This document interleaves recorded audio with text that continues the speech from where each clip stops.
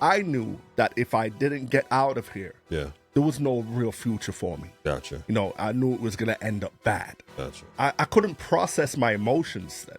I couldn't process everything that I was dealing with at the time. That's what creates more issues, because there's an issue there that is not being dealt with. They don't know what to say to you. They want to hand you a drink. They want to say, hey, here's some weed, let's smoke. Because of my relationship now developed with God and my faith, I was able to deal with that. God put that in me because there was a purpose and destiny here in New York. Having a community of believers around you. That's why being a Christian changes everything. Because it was mental health. It affected my mental health, right? So I went through the depression. I was having panic attacks, right? But I didn't know what it was. Something that when your dad speaks to you, it impacts you a certain way. It's soothing. And he's said that the Lord has put it on his heart that you need to be ordained as a minister. And I was like... Not me. Honestly, I was like... I felt like I just wasn't ready. Yeah. I saw where there was a window, there was an area that needed to be developed because everyone wanted to be an artist. The name Kingdom Time derived from the last sermon that I preached at the same church that I was ordained in. Gotcha. It was, the title of the message was, it's Kingdom Time. Kingdom Time was about pushing an urban kingdom movement that would impact this generation with the gospel, you know, and make the church appealing to them. This is James Rousseau, a.k.a. Trig, and let me welcome you to the Corling Solutions Show. Welcome today, Marcus Hall, CEO and founder of Kingdom Time Entertainment. Let me give him a proper introduction. He's a minister, a visionary, an event curator who has been at the forefront of urban outreach since 2006. My boy has receipts. From Higher Calling to the Kingdom Choice Awards, he's built platforms that inspire, connect, and elevate Christian hip-hop and urban gospel culture. He's also an accomplished filmmaker, having directed the feature documentary V-Rocket International, which is streamed worldwide. His work bridges ministry, creativity, and cultural influence. My bro, Marcus Hall. Hey, what's going on? What's good, bro? It's good to have you in the house finally. Man, it's an honor to be here live in Holy Culture Radio Studios. Y'all pulled up. I'm like, yo, this is a Tyler Perry moment right now. Yeah, get out of here, man. You know what I'm saying? Trick about to have his signs pointing and signs on the highway. Get out of here, bro. I love it, man. It's great. Great to be here. Good to have you, bro. It's been good. Good to work together more closely over the last year, man. Definitely. So I was asked the same question, bro. What's one thing you can share that those closest to you would be surprised to hear? Like they don't know. Wow, those closest to you would say, hey, man, how did you never tell me that? Wow, that's a...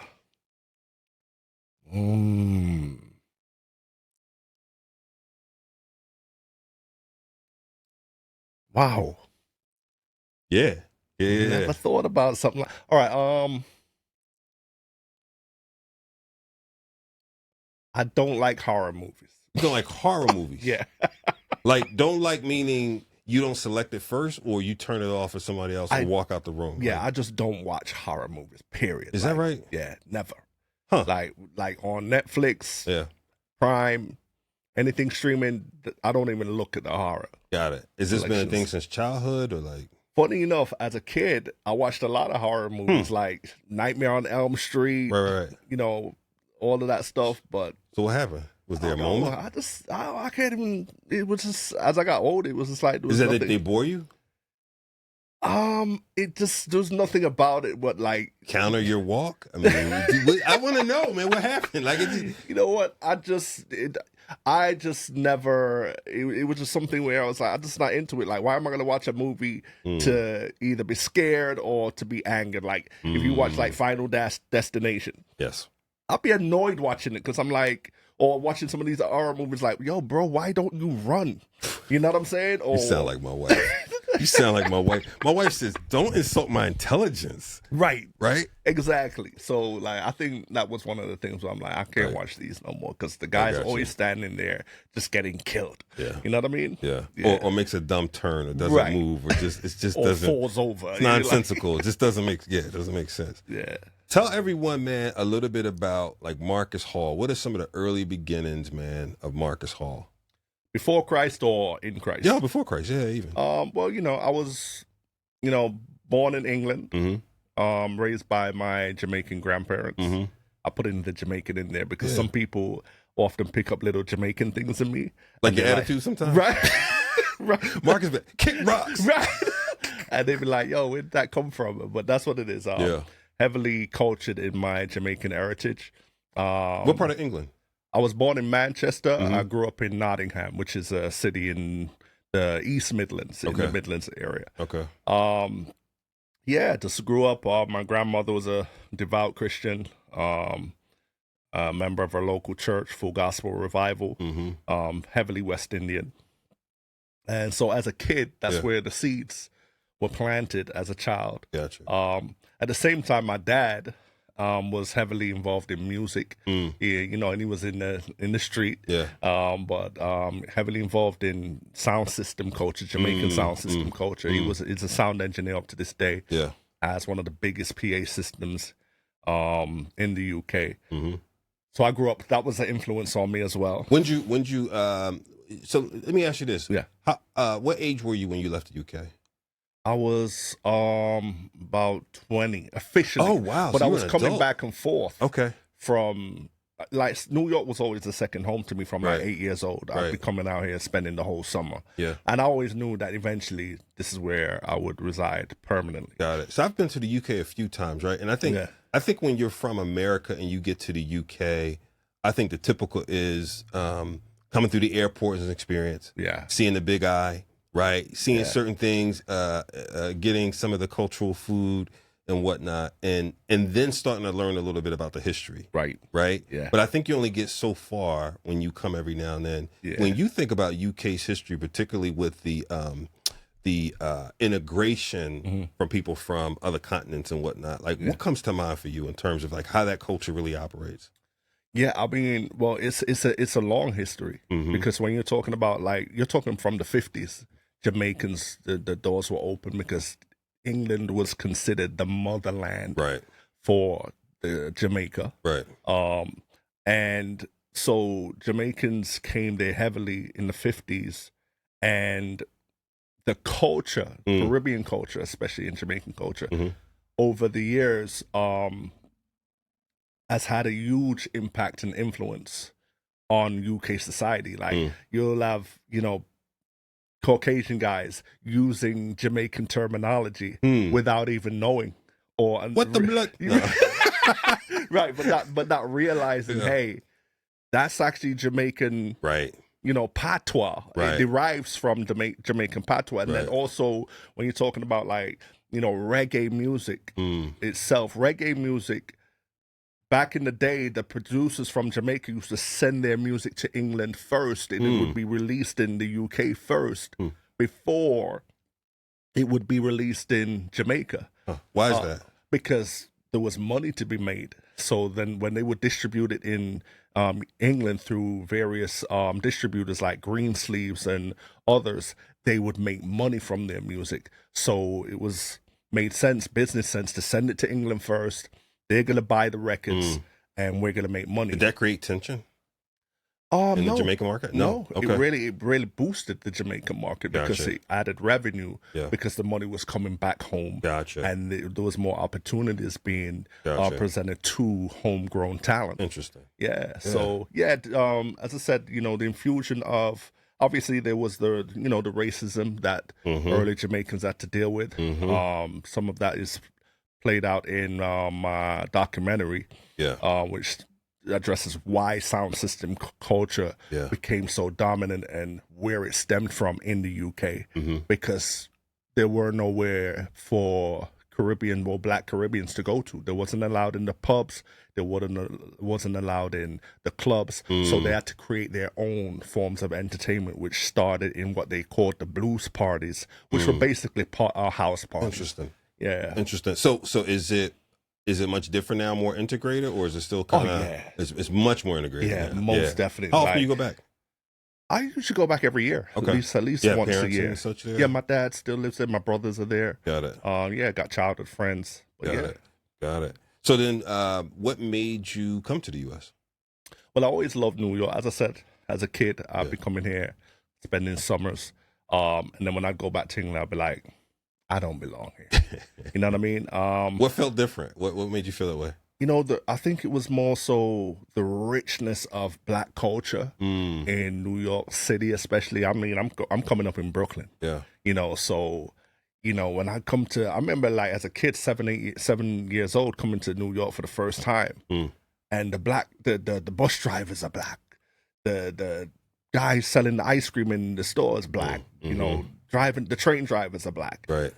Totally different from not seen in England. Exactly. You go to the bank, the teller's Black. Right. And I'm like, wow. You know, so that's had an impact on me as a child.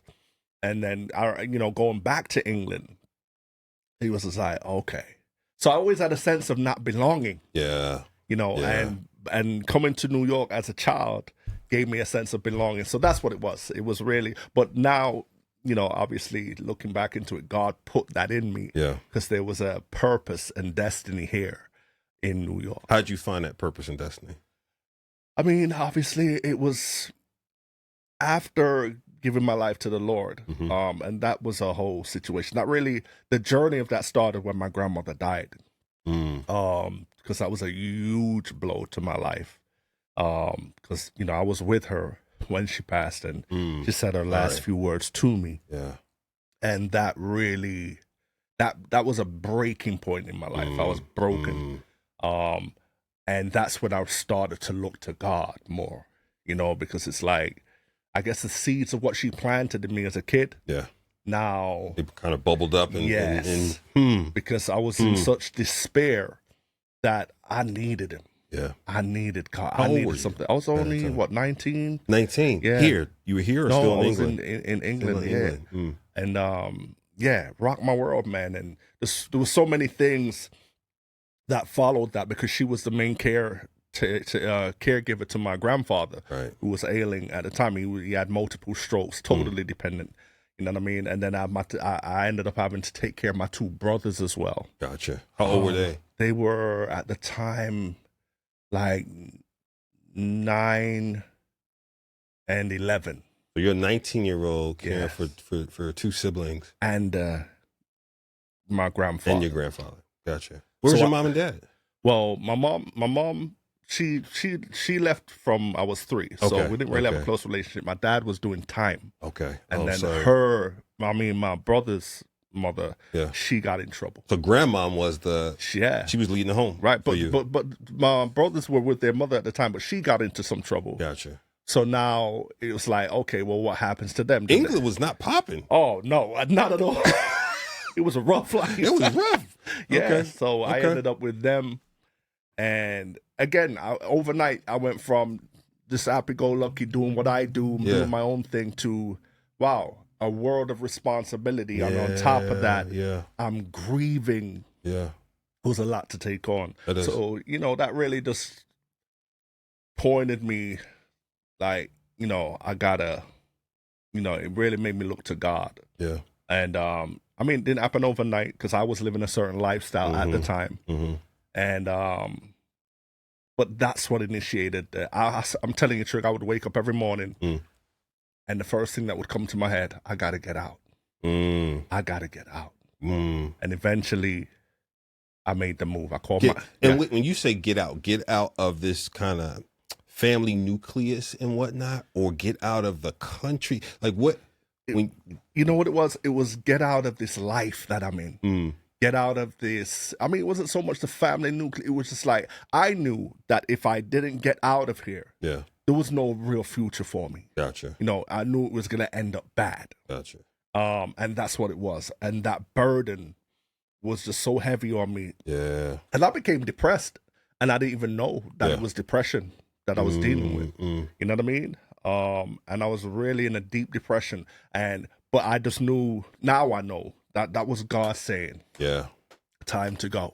So let's double click on that for a second, right? Because you talked about grieving and how that worked, right? If you could think about where you are now and where you were then, like how would you describe that grieving process you went through and how you would try to approach it differently now? Yeah. Well, then I never had a relationship with God. So um even though I knew him, I knew who God was, but then it was just like I couldn't process my emotions then as well, because I was fairly young. So it's like I couldn't process everything that I was dealing with at the time. Gotcha. But like moving, fast forward to now. Yeah. I lost my daughter almost 2 years ago. I'm so sorry, man. Yeah, and still processing that grief. But I was because of my relationship now developed with God and my faith. Yeah.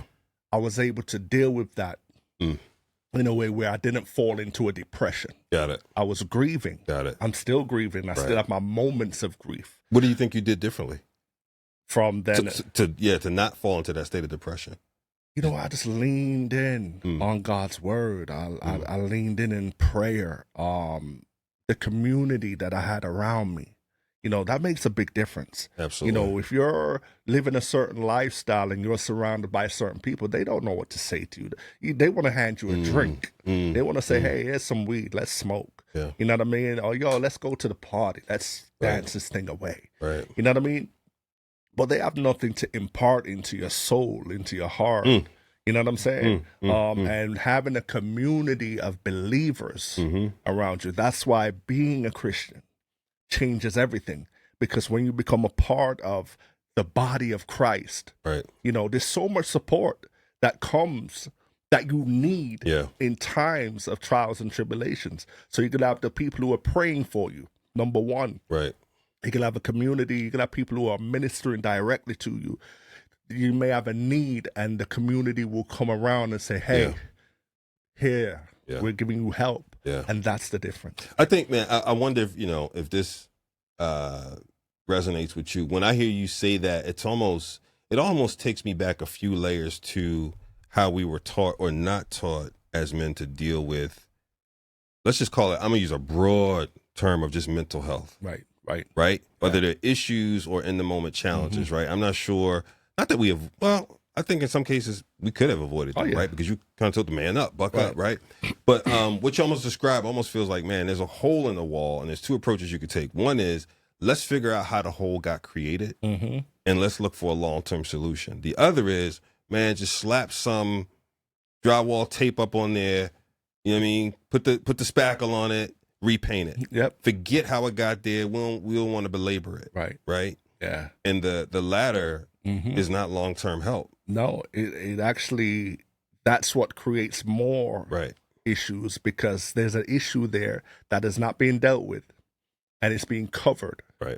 And it didn't go nowhere. Right. And guess what happens? Usually when you do a job like that, what happens? Shows up again later. It shows up again. And it's actually worse. That's right. And it's harder to fix. Something grew behind the hole. Exactly. Right? Now you got mold. Exactly. You know what I mean? Exactly. So did you feel that later in life? Did you feel that lack of proper grieving and such show up in other ways that you had to deal with later? Yeah. I believe that showed up in, because it was mental health. It affected my mental health, right? So I went through the depression. I was having panic attacks, right? But I didn't know what it was. I didn't know what was happening. I thought I just had a bad heart. I thought I was just going to die and have a heart attack. I went to the emergency room how many times, like, hey, I'm having a heart attack. Right. And they'd be like, did you smoke anything? Did you take any drugs? I just smoked some weed. Yeah, well, maybe that's why your heart's palpitating. Yeah. But later down in life, I had to realize, I realized the effects that it had on me long term. Yep. The anxiety when I identified what it was. It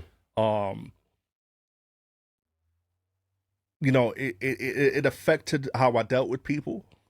It affected how I moved in crowds at times. Say more.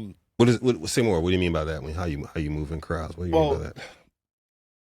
I could be an introvert at times, and when I'm in a place where there's a lot of people, it could create some anxiety. Got it. And I believe that stemmed from the anxiety that I was dealing with before that I didn't know was anxiety. Yeah, you know what I'm saying? Yeah. So all of that has took time Was this do you think was it based around trust of people, or how would you describe it? It was definitely trust. And there's other things that, I could say attributed to that. My mom leaving when I was 3. Yeah. And then not really developing a strong relationship, because when my grandmother died, obviously my mom came, and I remember the day when she came, and it was like she kind of gave me this hug, but it made it worse. Because I'm like, you're my mom, but you just don't know how to love me because she didn't raise me. And I've lost the woman of my life. And you're making it worse right now because you cannot fill that void. Yeah. You know what I'm saying? And then, there was like rejection, thing, as I started to grow older, and you was thinking like, I felt like, why did my mom leave me at 3? Yeah. Yeah. You know what I'm saying? Like, why would you leave me at 3 years old? Like, just wake up one day and tell me and my dad, told my dad, well, you and Marcus can go to your mom's. And don't get me wrong, I was never bitter. I grew past that. Yep. But the rejection side of it, had a long-term effect. And then going through other things that added to that, like the first time I experienced church hurt from a leader. Right. Those things affected me in a way where I would always hold, I'd always place a barrier between me and leadership, because there was always that thing of, you can hurt me. Yeah. And I'm not going to allow you to. I'm not going to give you I don't want to be vulnerable. Yeah. I'm not going to give you the space. I'm not going to get close enough to you. I'm not going to even expect too much from you, because I'm never going to be hurt like that again. Right. And I'm not going to deal with that level I'm not going to put rejection. myself out there. I'm going to, Right. I got exactly. it. Do you think that still shows up for you today a little bit? Sometimes. Yeah. It does. Even recently I had to really do some introspection. That's good. And be like, you know what, this is what it is. That's still lingering a little bit. Yeah. Where there's like leadership, I'm like, I hold you at bay. Like, I'm watching you. I see that little thing in you. Yeah. I'm not playing around. And you kind of get ready. You kind of already, planning your exit route. Right. And it's not healthy. It's not healthy. Yeah. But I think, one of the things that, I just want to affirm, man, for you, give you credit, is that you're super aware, right, of your mental health, the need to manage it. Right. Right. Yeah. I mean, and that's such a great place to be, because sometimes we have no self-awareness. You're right. Totally. Right. It's like a foreign language. What do you mean? Be introspective, like you just said. What do you mean? Know myself. What do you mean? Be conscious of communications. What do you mean? Be thoughtful about relationships and managing those. You know what I mean? So tons of credit, man. That's so good. Yeah, that's so God good. for that. Let me ask you this: when you talk and have conversations with your father, and it's not like when we talk to our dads. I lost my dad way too early, but with my son, as an example, I feel sometimes you never call it a manhood conversations, but you have manhood conversations. Yeah. Right. Certain topics and things that happen, or certain situations where it is not just about that situation. It is a manhood conversation. Yeah. What are those conversations like now, given you've moved from England, you're in a total different culture. Yeah. He is still in a monarchy, right? You're in a democracy. Right. At least we call it democracy. Yeah. Right? For now. And so what are those conversations like? Over the years, we've had some really great conversations. Like, there's been times, obviously, as I'm growing in my marriage and growing in fatherhood, and running into issues like with, my kids, right? And I'd call him and be like, hey, this is what I'm dealing with. I'm not having it. And I'm kind of going off. Yeah. And my dad was a hothead. Yeah. As a kid. But from his experience as a father, and growing in wisdom, my dad has calmed me down a few times, and I'm like, you would have knocked all of my teeth out if that was me. But hearing him say, don't let that sweat, don't let that get to you. Yes. Take your time. Yes. Give yourself some space. revisit it. Yeah. You know, and it's gonna be all right. Yeah. It's not that serious. They're just going through a little phase right now. And it was like, wait, hold on a second. Like, is this? But it was helpful Right. to hear my dad, because it's something that when your dad speaks to Yes. Indeed. you know, Indeed. It impacts you a certain way. It has an impact on you, and it's soothing. Yeah. My son hasn't used those words, but he's communicated things to me that has, in moments where we've talked, or sometimes just to be there and hear him. Yeah. Be able to just, you know, a couple weeks ago, I was coming back from, I think, Atlanta, and I was in the airport in Nashville, and he called, and I just walked into a corner and just listened to him for about 12, 15 minutes, right? And it's different. Yeah. That ear for him is different, right? Yes. And I'll be honest, I feel like I'm still learning so much, because having lost my dad at 19 or so, right? I went into this kind of cave of, I didn't have his affirmation, never thought I had it. Yeah. And so I just performed. Right. And that became my affirmation chasing, and didn't realize it until years later in therapy. You get what I'm saying? And so part of me has to consciously try to be what I didn't see. Right. Yeah. And so it's interesting. Yeah. It's interesting. So I could appreciate what you're saying, man. I could totally appreciate that. Yeah. Yeah. That's good, bro. That's good. How do your siblings, where are they at?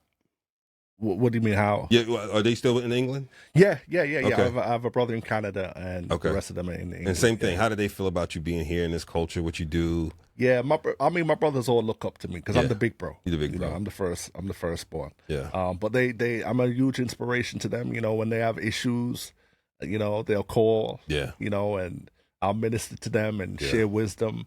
You know, and we're close. You know, my brothers, we're close, and but they have a tremendous amount of respect for me. They're proud of me. And I think what they respect about me as well is that, yes, they know that my life has changed. And,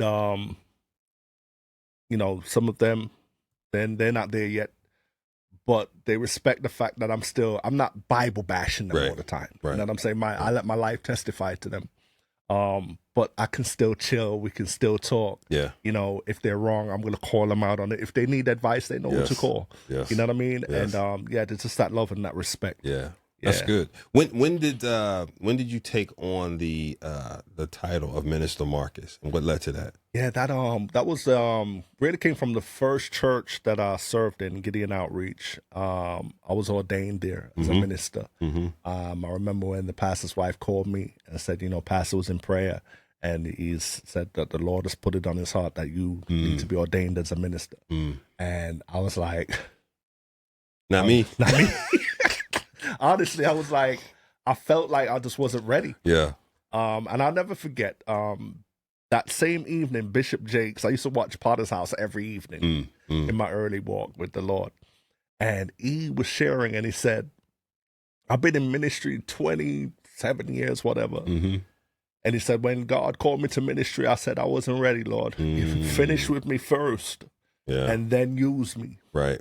And he said, I've been in ministry for 27 years plus whatever. And he said, guess what? Still not done. God still ain't finished working on me. And that was such an encouragement to me, because that made me put down my guard. Yeah. You know, deny myself. Right. And was like, okay, Lord, I surrender to your will. So that's how the whole minister thing came about. People just started to refer to me as Minister Marcus, and shortly after that, I started like doing the higher calling, and it was Minister Marcus, and it just stuck. Yeah, that church, obviously, I left there after a while, but the name never really left. You got some people like, even though I don't like, if I'm putting my name on something, I'll put it Marcus Hall. I never put Minister Marcus Hall. Yeah, you know, but it's just kind of stuck with me. That's good, bro. What inspired you to create Kingdom Time Entertainment? What inspired me to create Kingdom Time is when I started doing higher calling, which I started that under a name, Kingdom Believers Soul Winner Ministries. Gotcha. Right, and that was really based on, we used to do a lot of outreach, like grassroots outreach, preaching through a bullhorn on the street. Gotcha. So when I started the higher calling, the vision was to do a outreach concert using Christian hip hop artists. Gotcha. So when I started that,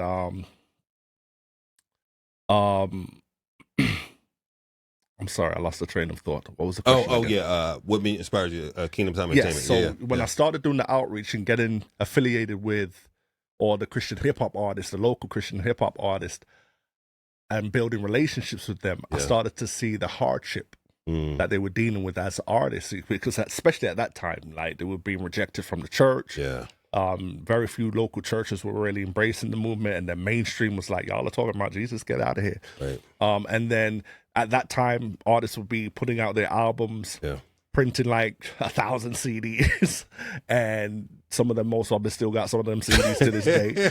You know what I'm saying? Right, absolutely. And it was just hard. And I saw where there was a window, there was an area that needed to be developed, because everyone wanted to be an artist. Absolutely. But where were the managers? Right. Where were the videographers?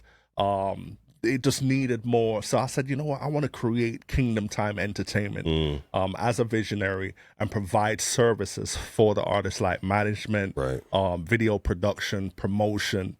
And that's how I started Kingdom Time Entertainment. And, that's good. Yeah. How do you when somebody asks you about Kingdom Time, I know for you it's more than entertainment. Yeah. What is it for you? It's a ministry. Yeah. Yeah. Kingdom Time is a ministry. The name Kingdom Time derived from the last sermon that I preached at the same church that I was ordained in. Gotcha. It was, the title of the message was "It's Kingdom Time." Gotcha. You know, and it was really it came from the parable of the wheat and tare. Gotcha. So yeah, but yeah, it's a ministry. It was a ministry because that's how I always look at Christian hip hop. Absolutely. Even though it's become more than just a ministry, it's an industry now. Absolutely. And a growing industry. Absolutely. But for me, it was always about a ministry. Christian hip hop, urban gospel, urban kingdom culture. Right. To me, it was a ministry that is developed, that God raised up to impact what I call this hip hop generation. You know, because as you and I both know, hip hop is more than just a genre of music. Absolutely. You know, it is a culture that is basically teaching many of our youth, not just urban youth, suburban youth as well, how to live, how to dress, how to speak, you know, how to, you know, resolve issues violently. You know what I'm saying? And absolutely. You know, so for me, Kingdom Time was about pushing an urban kingdom movement that would impact this generation with the gospel, you know, and make the church appealing to them. You know, I always used to say, you can't preach a high def 4K, 6K gospel. I mean, you can't preach a Betamax gospel. A BMX gospel, to a 4K. That's what they used to hear, 6K, right? You know what I'm saying? They can't relate. They can't relate. Like you give a kid now a VCR and a cassette. Like, what do I do with this? Right.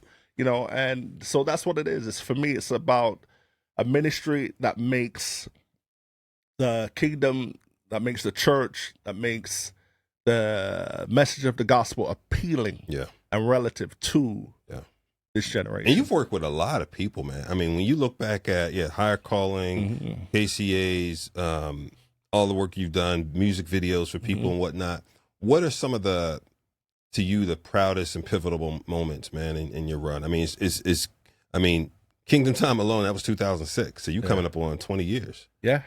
Right? What's some of the proudest and most pivotal moments to you?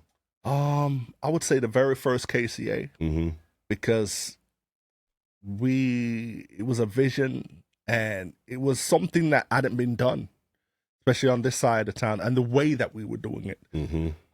And I'll tell you this, Trig, we went into this, I approached the KCA, the first KCA, like it was a higher calling. Get your lineup, get your flyer, get your lineup, promote, get your venue, and hey, we're just gonna do it. Let's go. On that day, when I realized, no, this ain't no higher calling. Right. You got category videos that need to be played on time. Everything's queued. You know, you got trophies that needed. I didn't even have a trophy person to hand the trophies. Like, I lost about 10 pounds at that event. Just running around. Running. And there was a couple people. I remember Gerald Yarborough was there and Barack. They kind of like saw what was going on. And Gerald was like, I got the trophies, bro. Got you. But we made it out of the event. Yeah. Richard Dolphin was the host. He was the hardest coordinator. He was a bunch of things. And but at the end of the night, when we made it to the end of the night, and I walked out on the stage, thanked everybody, and seeing the awe and just the excitement of those who was in attendance, that was a very proud moment. Like I was like, wow. Yeah, that's good. That was awesome.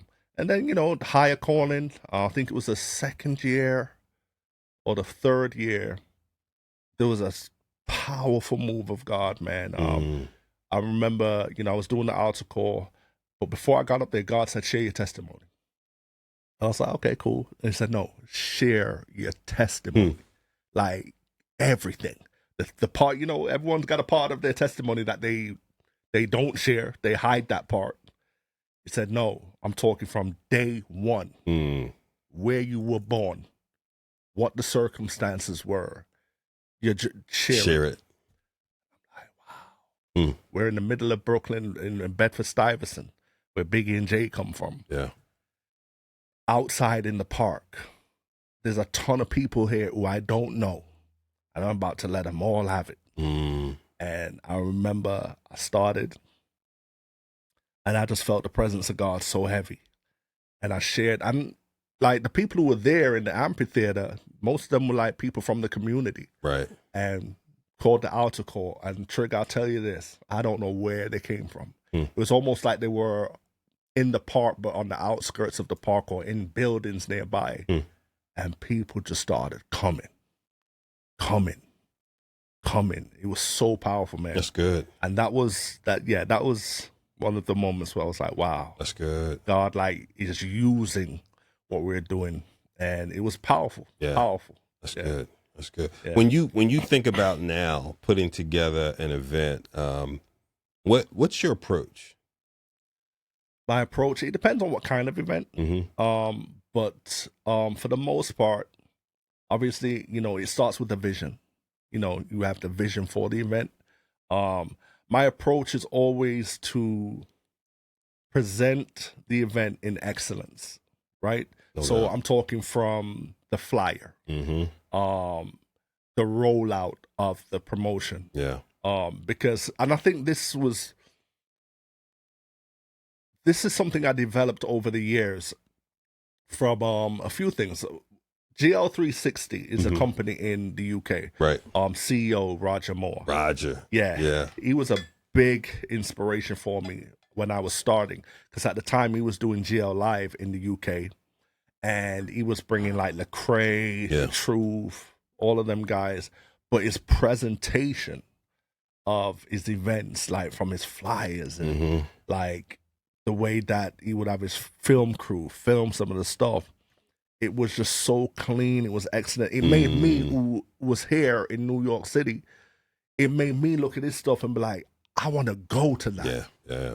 So that was always my approach to it. I always, you know, wanted to present excellence, present something that looks good. Even the event itself, right? Make sure your sound is right. I'm big on sound. I used to hate going to Christian events and the sound was just poor quality. Not hip hop. Yeah, not at all.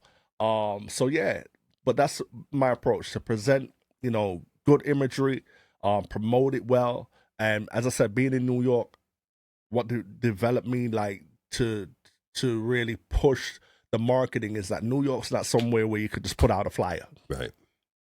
And say, hey, this is going on, and everybody gets excited. Like, 10 other things are going on. Yeah, 10, try 100. Yeah. You know what I'm saying? Yeah. So it's like really marketing and pushing material, promotional material, to make it a big deal. Like, if you don't think it's a big deal, I'm going to make it a big deal. So if you decide that you don't want to come, you just don't want to come. Right. You know what I'm saying? So yeah, that's it. Like, just pushing, marketing, promoting, and striving for excellence in every area of the event.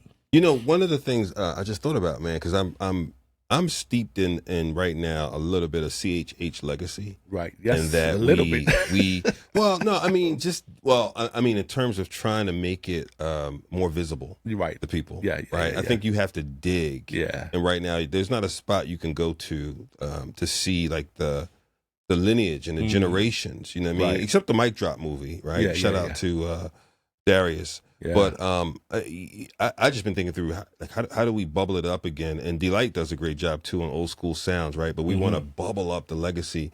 And what I was thinking about is in your early goings, it was probably the same time that they were beginning to like ramp down Rap Fest. Yeah. Did you overlap with them? Yep. When I was coming in, I promoted my first higher calling. I'm at Rap Fest. At Rap Fest. Yes. Got flying it. Got it. You know, I didn't know Bert. I didn't know nobody at the time. Right. It was in the Bronx somewhere. At that time, it was like in a parking lot. Mm-hmm. I remember that year Richie Righteous was on. Yeah, on the side, the parking lot on the side of the church. Yes, man. Yeah. So yeah, that's awesome. And so, did you also, because you mentioned being out in the streets with the bullhorns or whatever? I mean, they did a lot of that back then. Yeah, Brother E. Yeah, and those guys just I think they called them hit and runs back then. Right. Yeah. But you guys didn't get a chance to work together. You were just coming in. They were kind of like they was in the Bronx. Yeah, we was in Brooklyn. Got it. So like Higher Calling kind of became the Rap Fest of Brooklyn. Got it. You know what I'm saying? Got it. And yeah, we was just doing our thing, like hitting the streets heavy, hitting the trains. Yeah. Real ministry. I was just thinking about that the other day, man. I was like, yo, we got to bring it back. Yeah. Yeah. Yeah. When you think of through this year, is this year 15? I'm sorry. Officially 14. 14 officially. But okay. We've been going since 09. Okay. But there was a couple of years we skipped, like obviously the pandemic year. Got it. And a couple other years. But so officially 14. Officially 14. Okay. Give me a few examples, because I think these are helpful for sometime for people, of people's whose lives and or trajectories were changed at a Kingdom Choice Award. Oh wow, there's quite a few. There's been a few. I remember Selah the Corner. Selah. I know Bizzle knew of him before that, because I think they had a little bit of a run-in. But he's seen Selah perform. Got it. At a KCA.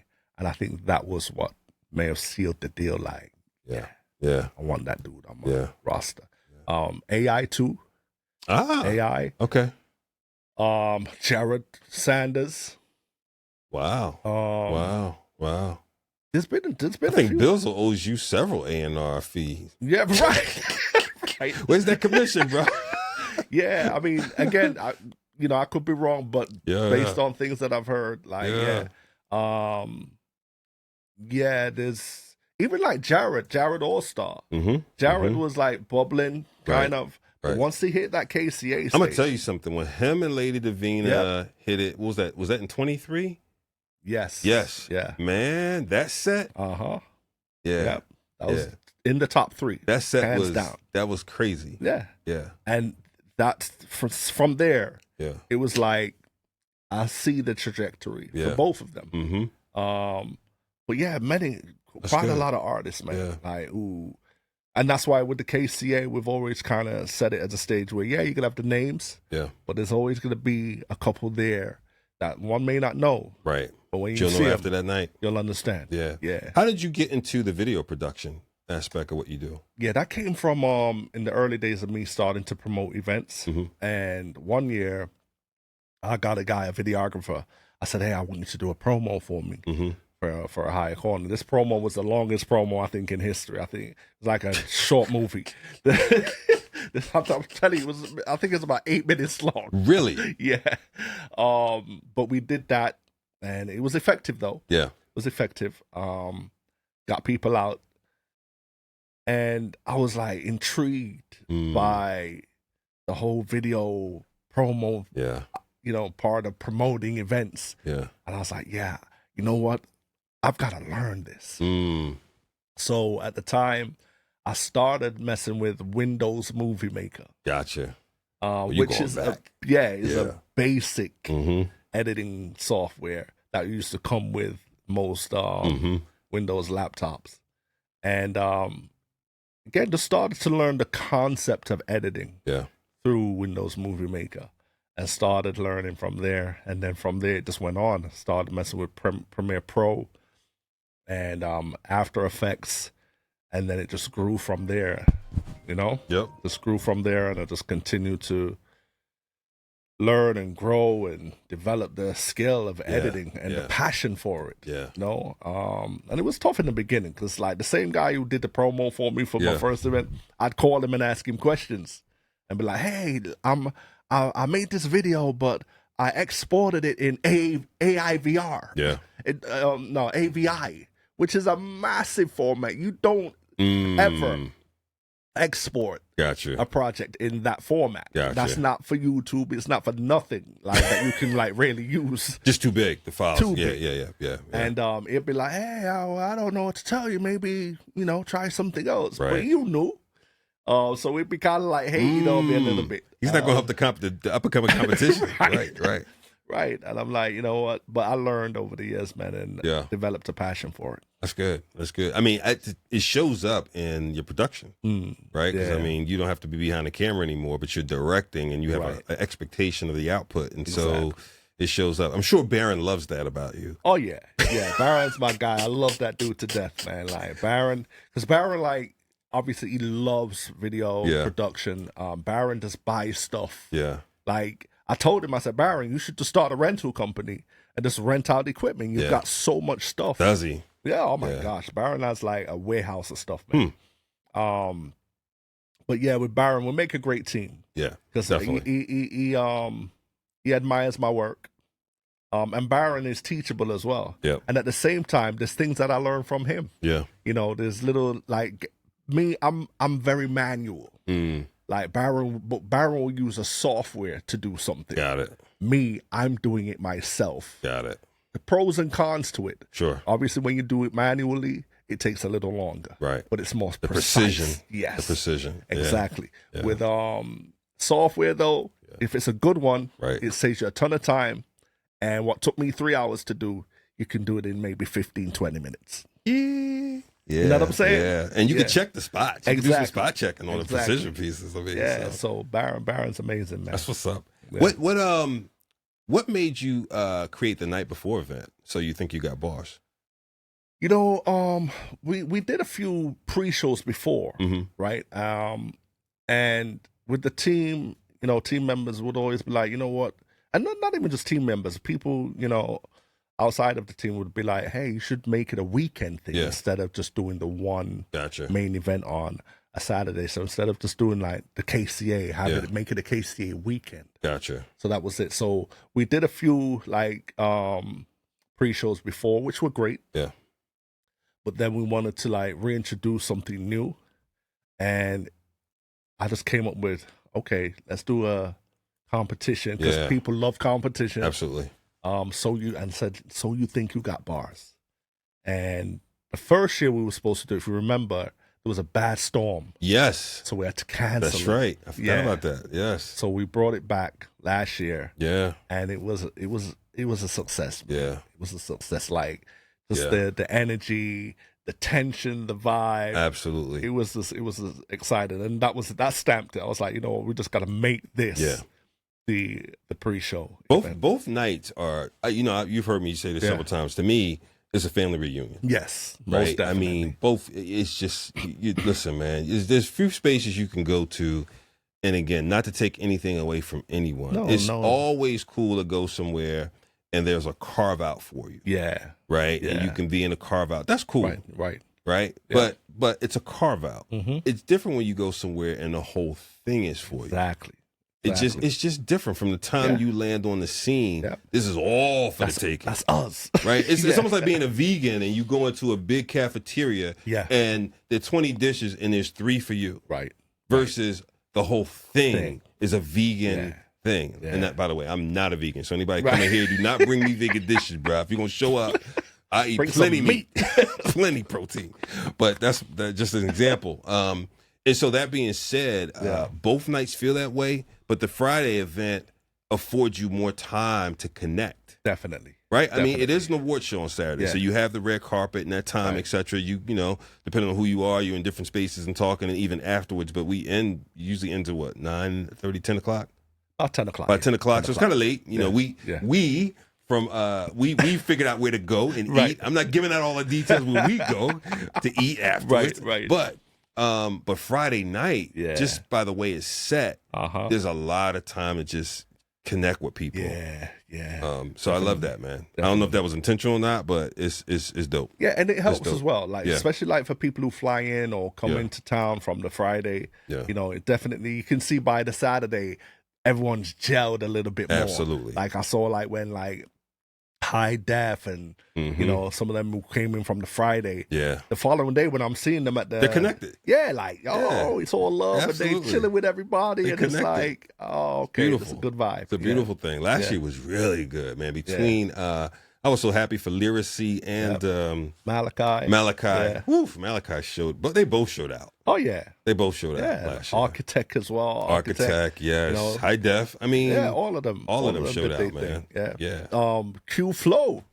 Q Flow, bro. How can I forget Q Flow? Heavy, like bars. I was like, when he kicked it off, I was like, everybody's in trouble tonight. Everyone's hate game had to go up. I saw you could see the reactions around the room too, like, is that we're doing that tonight? Right. Yeah. So it was, but in so much love, and that's the thing I would highlight that when somebody, when people don't understand and whether or not quote unquote hip hop can be redeemed. Yeah. Everything's created by the Lord. Yeah. First and foremost. Of course. You get what I'm saying? And so when we have these spaces that we're using forms of art. Yeah. But within this community, it's just different. Right. It's true. It's just different. And the vibe, and we kind of create that as well. Like, I mean, people don't know what goes on behind the scenes, but we have a meeting with everybody, a Zoom conference with all the contestants, and we make it clear, man, this is good fun. This is a good fun competition. Right. You know, we don't want to see egos. Right. When we come there to Church City that night, that evening, you know, I don't want to see you over there and you over there. We can all be around the back. Even when we get there on the day of, we have a time around the back where, you know, there's little snacks and food and whatever. And then we have a prayer. We chop it up. So that spirit spills over into the actual event. Absolutely. So everyone knows, like, listen. Right. Let's have fun with from the this. Door. Absolutely. Yeah, you know. So sometimes as leadership, you have to create that. That's good. And set the tone. That's good for the night. You do a good job at that, bro. From the onset and at the end, and just making sure people know. What should people be most excited about this year coming to the KCAs? Yeah, I would say this year, well, the lineup, man. We have a really dope lineup this year, and quite a few first timers. People who are making their KCA debut, like Derek Minor. Yeah, we could call Derek a legend in the movement, man. He is. Yeah, Derek Minor. You know, Cannon. It's his first time coming to the KCA, and then we got like what I call the new hot boys. Right. You know, like Tory Deshawn. You know, making his KCA debut. Young Chris? Not Young Chris. Not Young Chris. Don Reddy? Don Reddy. You know, Don Reddy. Again, with Don Reddy, I love his story. Like, absolutely. You know, he has such a testimony. Absolutely. And that was one of the things that I really, because he reached out and I was like, we gotta figure this out. Definitely. Because his testimony alone is just powerful. Definitely. Like, when he comes, I'm expecting some oil to be on him. You know what I'm saying? Yep, definitely. And then we got like people like Prince Saj, who's representing heavy on the reggae gospel side of things, making huge moves. He was on the show with what's the name? One of the big iconic gospel artists in Jamaica. She did a show in Jamaica. My apologies for not remembering the name. But she was a part of that. He opened up for her. He's doing some great things. And just so many artists, man. That's good. Who are going to be on there. Toya Love, we just confirmed. Absolutely. Her, she's coming through. Toya Love coming through. Toya Love pulling up. Okay. And again, Gifted Hands? Gifted Hands. That's Gifted another Hands one. Gifted Hands coming through? Yeah. Gifted Hands. Such a great soul, man. Yeah. Talking to him, you know, if he hits me up on the text today, you know, it's like, whatever the day is, it's happy. Yeah. You know what I'm saying? If it's Thursday, it's like, yo, happy Thursday. He has a good energy. Yeah. Portia Love also making her KCA debut.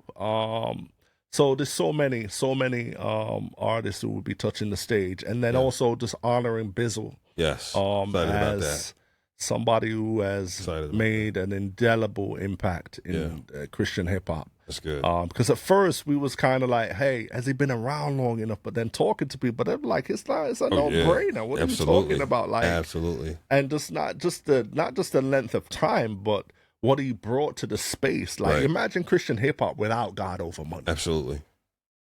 You know what I'm saying? Like, it's been a significant contribution. Bizzle, I venture to say Bizzle has had the most thought-provoking song. Yes. Now, putting aside Lecrae's series of, deconstruction series, if you will, and things like that. Yeah. But put Church Clothes and all those to a side, because those to me were like faith-oriented exploration and rebuild, right? Yes. Bizzle's kind of cultural challenges that he issues in songs, bro, are some of the most thought-provoking. Yep. Yeah, I mean, and even have you on the edge of, is this still Christian hip-hop? Like, he goes just far enough into remind you of why it is, remind you of the Bible, God's promises. Like, he's one of the most on point. There's none like him. On point. There's none like him. Like, I mean, there's those who are coming up behind him who are kind of following suit, but and no one can do it like this. I was going to say, I'm sorry. I haven't seen anyone be able to do it like that yet. The way he puts things together, like, it'll make you be like, wow, I never thought of it like that. Right.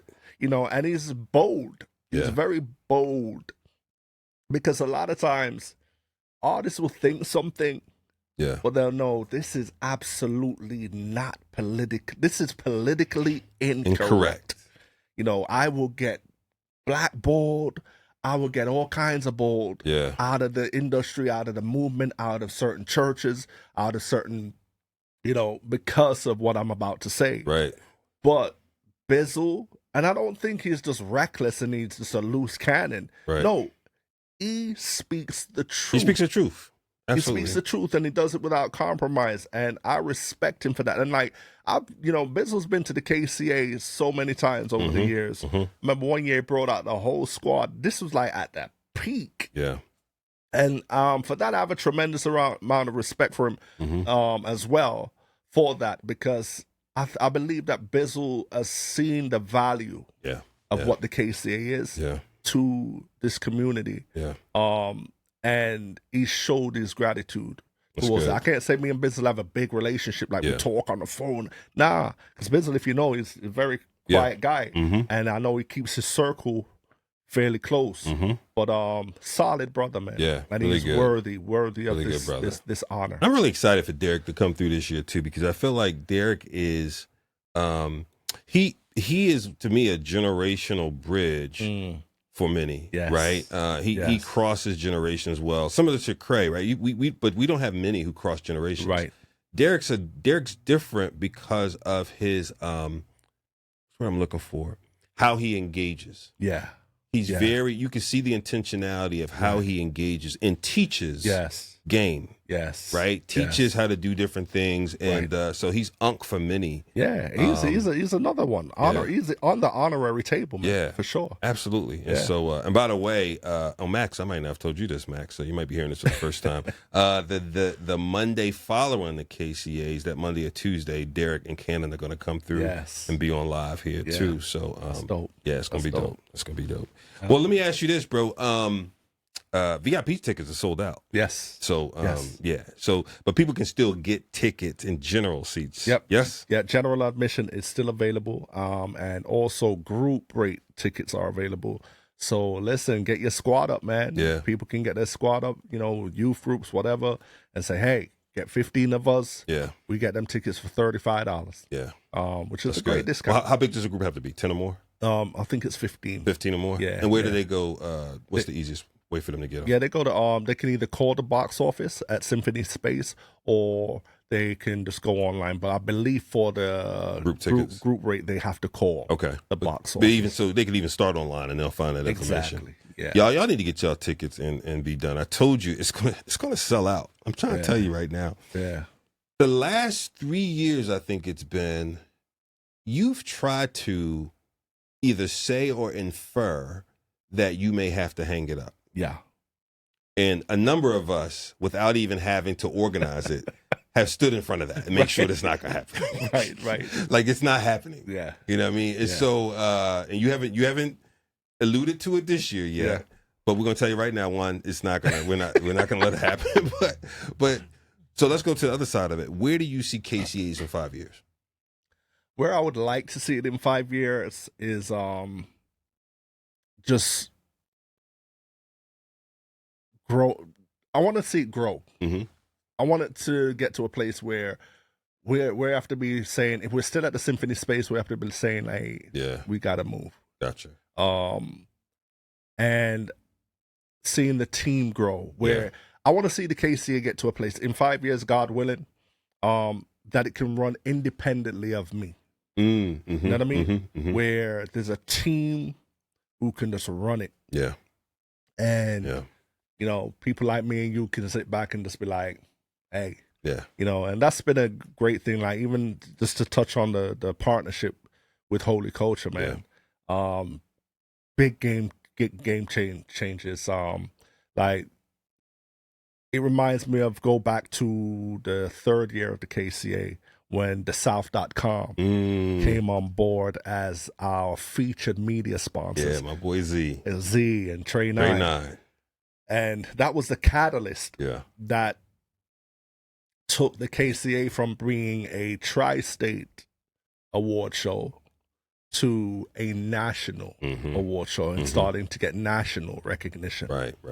Fast forward to now, and again with Holy Culture has been supporting the KCA for like 8 years now as a sponsor. Yeah. And this year we locked in, and it took it from just being a sponsor to partnering with the KCA.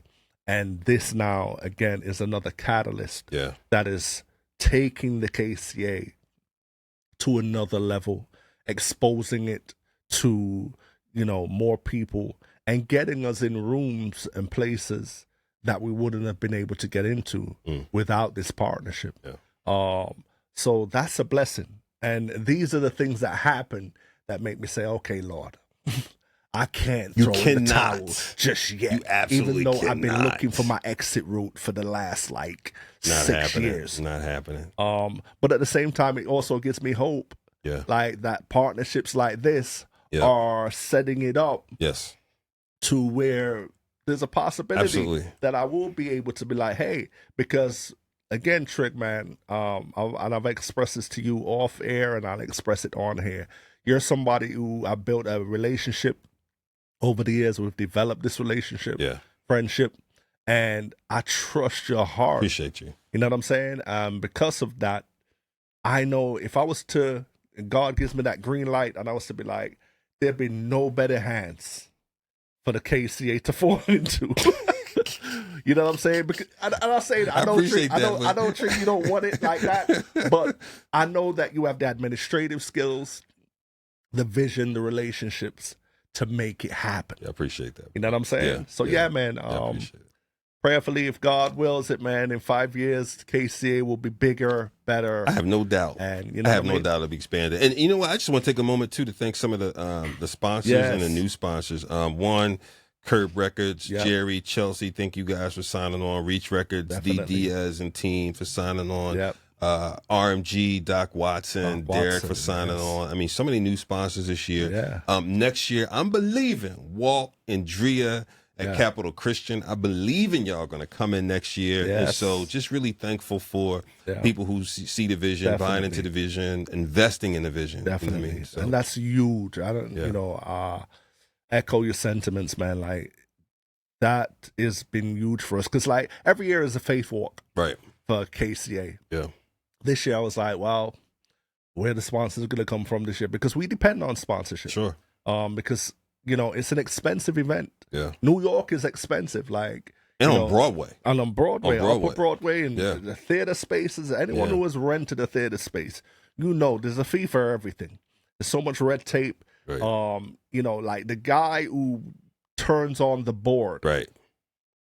He gets paid a good amount of money per hour. Union, probably. Union, exactly. And Even though we bring our own sound guy, he still has to be the one. He has to turn. He has to turn it on, bro. That will cost you. Yes. That finger push will cost you. And after that, all he does is sit there at union rate. At union for rate. Hours, bro. For hours. Right. Same with the projector. Right. The projector technician. Yeah. All he's doing is turning on the projector and making sure the settings are right on the screen. He's not doing no projection. That's union, bro. Yeah. That's how union works, man. And that's it. So I feel like they charge you for extra bathroom uses. After 50 people use the bathroom, there's now incremental fee, bro. You gotta pay. So it's not cheap. Yeah. And I have had opportunities to do the KCA at churches. Yeah. That have lights and screens and so forth. Yeah. But it wouldn't be the same experience. Yeah. And that's why I've always gone the route of doing the KCA. Yeah. In a theater space, so that our people, man, people who love Christian hip hop and the movement can come out and feel like they've really had a real, authentic award show experience. Yeah, that's good. And that's what the KC is. That's KC good, it's an experience. That's so good. Listen, y'all, get your tickets now. Yeah. Go right now and get your tickets and be in a place and come to, if you can. Listen, I know travel is difficult. I get it. But if you can, I'm telling you, invest in Friday night too and be in there because it sets it up so well.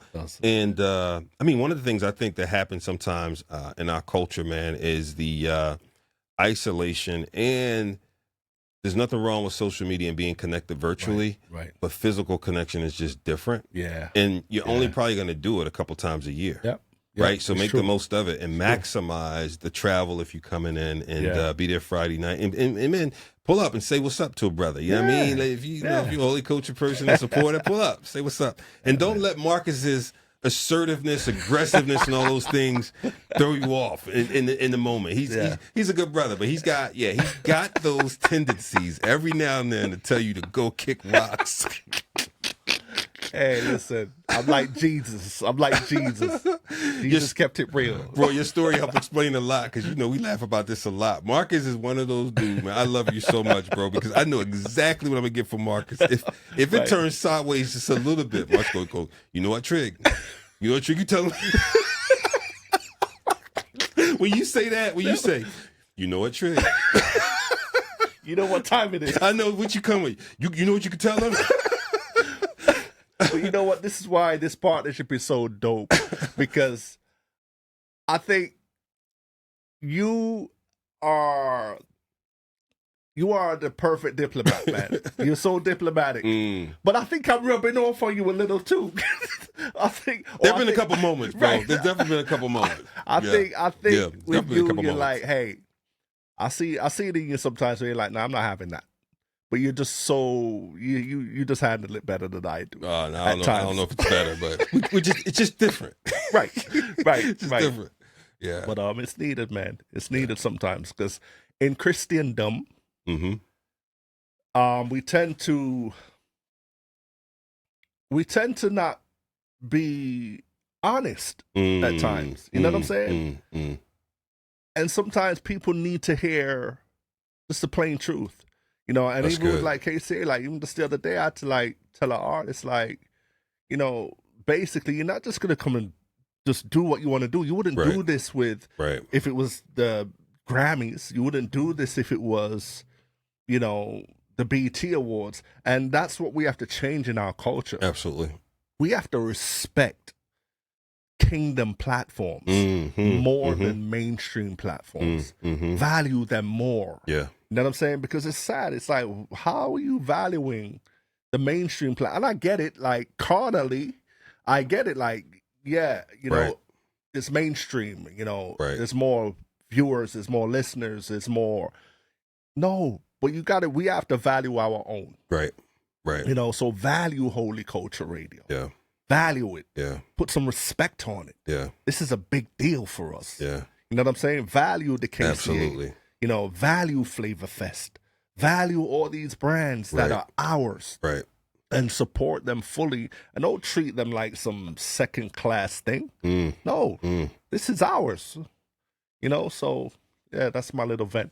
No, but I think it's such a good point, man, that I've talked about continually. But I love the word choice of value. Yeah. And unfortunately, I do think that over the last several years, a lot of us have gotten into the space of looking for virality and pops. Right. Versus sustainability. Yeah. And building something that when you turn back and look at it, it's like, oh, yeah, we left it at this level and we can build it again. Right. When you have virality, you can have a pop-up like that, but then it's back like that in a short period of time. Yep. And now you're looking for your next one. Exactly. And it's like endorphin chasing. Right. Versus building something and you leave it today, you come back tomorrow. Right. And so my plea and what I employ people to think about is building something that you see as yours. Yes. And take that approach because it is yours. Of course. Right? We all are part of this ecosystem. And that's a whole nother thing. If you don't believe it's yours, let's have that conversation. But I will tell you it's yours and you're building for yourself and those you work with and those who are coming after you to have a higher level of ground each time. Right? And something that is vested, has been built for your investment. Exactly. Right. So invest in it. Yeah. And that's so important, man, because that's how we, as a movement, as a people, push this culture forward. Yeah. You know, it's not going to happen no other way. Yeah. You know, and that's how it will get to the level of what we call mainstream. Right. Because guess what? The value is going to go higher and higher and higher. Absolutely. You know, so listen, man, let's, put some respect on the kingdom, man. And stop playing. And two, again, Marcus has a healthy impatience for people who don't see the value. Okay. He is a healthy impatience. Like if you don't, I do too. I'm just going to challenge you though to say, if you don't see the value, I would love you to email me or DM me that you don't see it. This is the other part of our ecosystem that I want to do better at. Even me personally. Before I disengage with someone to tell them what I thought could be better for me to want to invest in it. Right? I think we do ourselves a disservice when we don't take that iron sharpen irons approach. So if you say, yo, I don't see that there for me to buy a ticket or for me to come or for me to travel out. Here's what I need to see. Right. And that's important because then we know, or we might see something like, you know what? This can be improved in this area. Right. And I've had it. Don't get me wrong. There's been a couple people. Even recently, I got an email about a particular category. And someone pointed something out. This is just a fan, a supporter. And they pointed it out. And I responded. And I said, you know what? Thank you for your approach to this. We're going to make some adjustments. We're going to fix the error that was made. You know what I'm saying? That's good. And we handled it. And guess what? That's good. It was a good thing for us. But I respected the fact that this person took the time out, not just to bash what the error was or to put it out there for the world to see, but to like come directly to us and say, hey, I think something's off. You know what I'm saying? Yeah, that's good. And they were correct. That's good. And that's fine because no matter what organization, or institution there is, there's going to be places where they need to improve. There's going to be things and there's going to be times where they might make an error. Absolutely. It's for you, the people who support whatever they're doing, to respectfully call it out and say, hey, you know what? We get the same notes and emails, man. We're never done improving. Nah, we're never done. There's always room for growth because there's no perfect human beings on the planet. Absolutely. You know what I'm saying? So it is what it is. Bro, thank you for coming down. Thank you for your continued leadership in this thing, man. Thank you for having you want me, to shout out anybody before we wrap, bro? Yeah, shout out to Team KCA. Got to shout out my team. Amazing, affable group of people. Tabitha, bless you for dealing with this, brother. Yo, Tabitha, we call her boss lady. And my team love her because she like, Tabitha came on like about 2-3 years ago. But Tab is but I love her for it. Tabitha is the only person who would G-check me. In a minute. And she'll be like, yo, Marcus, what are you doing? Yeah. Didn't I say that you should go this route with it? She's like my big sister. Right. You know what I'm saying? She even says to me, Trick, don't pay Marcus any money right now. He Yeah. But you know what? She's needed. Yeah. And I love her to death, man, because she loves, when you know somebody loves you. That's it right there. Somebody loves you, somebody respects you, somebody's there, just as your best interest at heart. That's Tab. Absolutely. So big up to Tab. Evie, who is the new managing director Amazing. She Nice. came on as a volunteer like this a few years ago. Yeah. And I saw leadership in her right away. That's dope. And she's just amazing because she's from corporate. Yeah. And her approach is corporate, very detailed. Nice. And all the team, Bree, director of hospitality. Yeah. Baron, director of photography. Yeah. And all the team, man. All team KCA. We have a great team. This does not happen without their full support. And Courtney McNeil as well, got to shout him out. And even those who's passed and like moved on to other things. Tara Udovic, she was the managing director before, did great things to help build the infrastructure of the KCA, and also her husband Ruben, who was the lead stage manager. Big shout out to them as well. I miss them. But there was a blessing. A lot of people who've been a part of this, man. Oh, yeah. Oh, let me shout out Lish Speaks, too. Lish, Lish has been involved this year, helping from the Holy Coaches side. Shout out to Lish. Lish is great. And shout out to Church City as well. Of course. Pastor Rich and the crew. Yeah, the whole squad at Church City, a bunch of people volunteer from Church City, and everybody involved. Shout out to Max. Max is going to be making sure we can do that live stream this year. Yeah.